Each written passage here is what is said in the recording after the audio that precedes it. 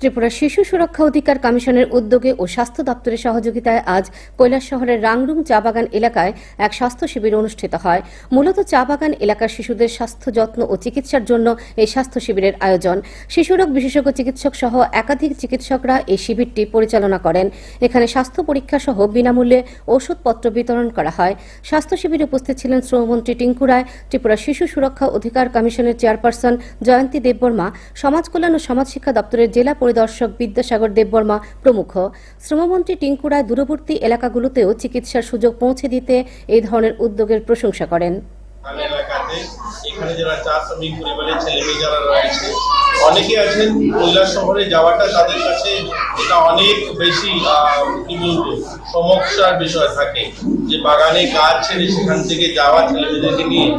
এই উদ্যোগটা সাধুবাদ জানানোর মতো যে তারা এত গ্রামীণ এলাকাতে এসে রাংরুং চা বাগানের মতো এলাকাতে এসে স্বাস্থ্য শিবির করছে, ডাক্তার বাবুরা এসেছেন এবং তাদেরকে পরীক্ষা করছেন, যে সমস্ত প্রয়োজনীয় ওষুধপত্র সেগুলো দিচ্ছেন। ওনাদের প্রয়াস রয়েছে শুধুমাত্র রাংরুং নয়, সমস্ত বাগানগুলোতে রাজ্যের বিভিন্ন প্রান্তে যে সমস্ত চা বাগান রয়েছে এবং জনজাতি এলাকা যেখানে একদম গ্রামীণ এলাকা যেখানে চিকিৎসার সেভাবে হয়তো ব্যবস্থা গড়ে উঠেনি, সেখানে গিয়ে স্বাস্থ্য শিবির করা।